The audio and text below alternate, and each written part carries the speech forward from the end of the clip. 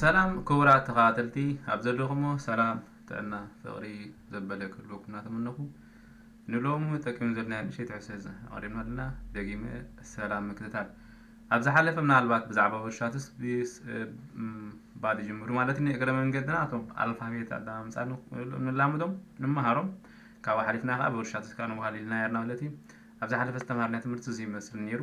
ናይ ሎም መዓልቲ ከዓ ክንቅፅልና ማለት እዩ ኣሶ ናይ ሎም መዓልቲ ቀዳማይ ታሽመኻ ባይን ማለት እግሪ ማለት እዩ እግሪ ማለት ባይን ይበሃል ሕጂ ንኣብነት ባይሽ ብልና ተወሲድና ከዓ ደር ሁን ሃትፍያ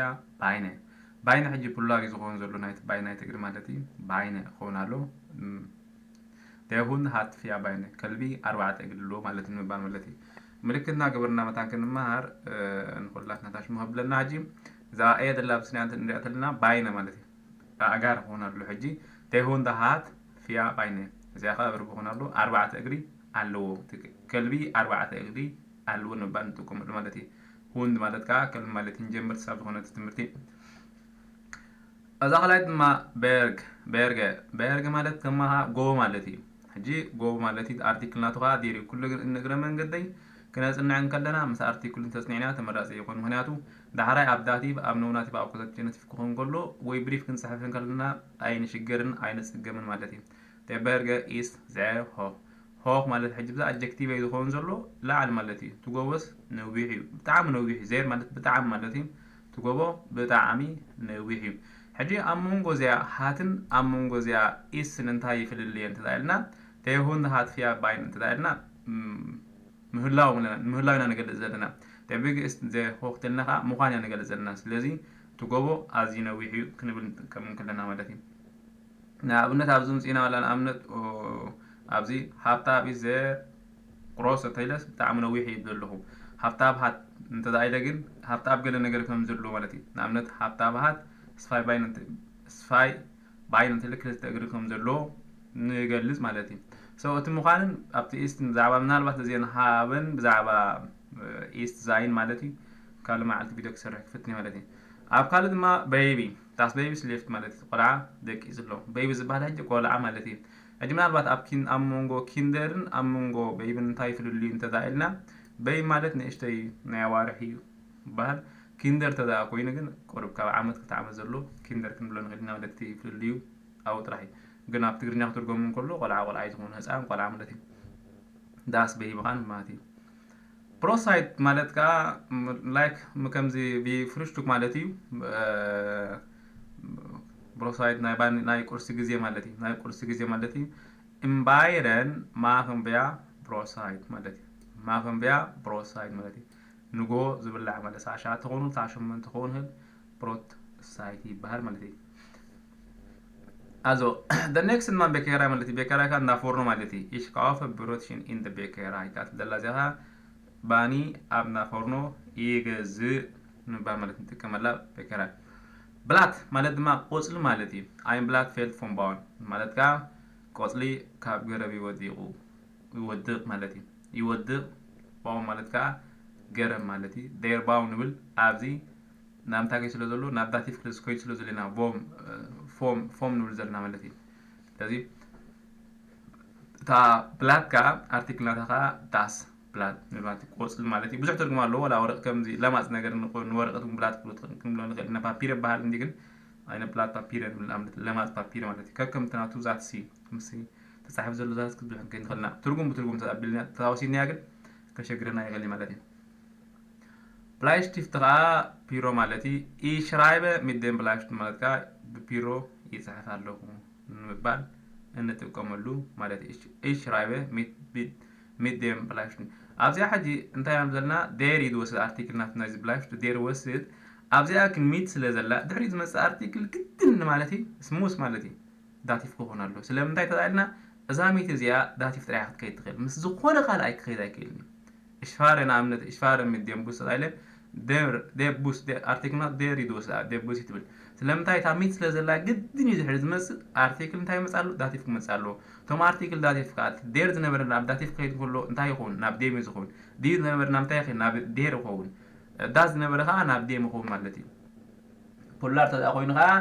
دين خون ناب دين خون دغنا خابزخا اين وسخ مالتي ابزخا موتاتا اين وسخ مالتي بلا بزح غير سلسته مهارين سو واي ملس مالتي ابدي يوتيوب اتنا ممكن كاتلن خلنا مالتي بزعب زغنا تتلكم كا كسرح تقلي سكيم مالتي حابين مارك ساب زهلنا مالتي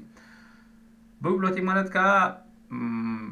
بيت مصحفت مالتي باجين اند بيبلوتيك مالتي مصحفتي نخيت مالتي اشكي اند بيبلوتيك مالت كا اند مصحفتي يخيت ناتش اند مصحفتنا يخيت مالتي لايبرري مالتي بخلا زرر بانك مالت كاني بيا فيرس سيتسن اوف ديم بانك ان بارك كوف سيسن مالت كوف مبان مالتي نحنا ما كرسي ماي بانك زبهال اكورس بانتي او خوفينا لنا ابي ا بارك مالتي ابي ان بارك مالتي ام بارك زبهال مالتي تبوتا مالتي بارك ناي باركي ناي اوتو كون خلنا معشقنا منكينا مالتنا كون خلصي او خوفينا لنا مالتي اذا بانك زبهال زلا كن حج انتاي بوزي ترجم ادو كم تقدم بلصنا حقو قال بقال توسنا ونقرب شجرنا يخلي بانك تلنا حاجه امنا مت كم زس بانكو كون خلنا ገንዘብ بانكي زبهال ግን ኣብዚኣ ትርጉም እዚኣ ግን እንታይ ትብደላ ኣብ ባንክ ኮፍኩም ናይ ንኽእልና ገንዘብ ሲ ኣብ ኮፍኩም ናይ ንኽእልና ወላክን ንኽእልና ግን ኣብኣ ከማን ተተርጉምና ግን ክትመፀልና ይትኽእልና ስለዚ እንታይ ባንክ ዝበሃል ዘሎ ኩርሲ ኣይናይ ኩርሲ እንተዳይልና ግን ከምዚ ዓይነት ኩርሲ ናላት ድሒረ ብስእሊ ከሪአኩም ፍትነ ንሕጂ ግን ከም ዘላ ተገናዳያ أشوف دن أبيض الله أنت تا بانك ده هم بس الملك مثلا كتردعنا كم عينة سئلي علوك بانك اللو نايتلي سبعة كورس موقف مبالي نسي بانك زبها زلو نحجتي حسب تحيي ردعنا مالتي أزي بان مالت كالي كعكم مالت إشفار ميدي بان ناف برلين مالت زوم بان زبها زلو حجي كم بعد إس بانكو هو نخيل كلهم زوم نايبابور مالتي نايبابور زلو نسوم كم بعد إس بان استراس بان دوشو بان بحسن مو لما التي سوم تاي نايترين سو بان مالتي بانوف نبعل مشالو بان ايش فاره ميدين بان نخبرنكا سلامنتاي ابزيا حجي ابزيا سلامنتاي ديريلنا لنا ابزيا اخ سلامنتاي ديميلنا لنا كلتي ابزيا ميتين زلوا ابزيا اخ ميتا زلا انت دايلكم حاتيتكم ازيا بانتيا توسد ارتيكلنا ديا توسد دي تلاتوس دي ما أداتيف كيدن كله نابنتا يقول مالتي نابي دير يزخون نابي دير يخون دير إزياجن توست أبتيا توست أرتيكل ناتا نابي دير يتخون نابداتيف كيرن كله خا ناب ديم تخون مالتي سلازي زيادة جزء انزل نخلتين زيادة جزء على مالتي إشفارة مديبان نخبر مالتي بيسرين مالت كخيدة نابي برلين مبان مالتي أزو ذا بانك خبلات صنعقو حنتي بسلم ملك عندي هذا خمس عينة زي بانك زبهال زلو حج كرسي خمس عينة كرسي بزعلو نعم تشجول على إذا خا بانكي بهال مالتي إذا كرسي زي بانكي بهال أرتيكل ناتوها ديروس مالتي إذا عوف زلو غاني ما أبدأ كم تايم تكملنا كم أكوزاتيف تكون على مالتي تخاف تمسيعات هذه إزي بان لو دلنا هاد نايترين مالتي زي ستراس بان على أوبان على معات باني مزلو حدا كباتهم كاز مالتي ناي بانوف از مالتي نبعلا زيا سوقات بان ترين مالت سوق تبهال تي تاشو مگن تي بوتا گن بان هوف حجينا امنت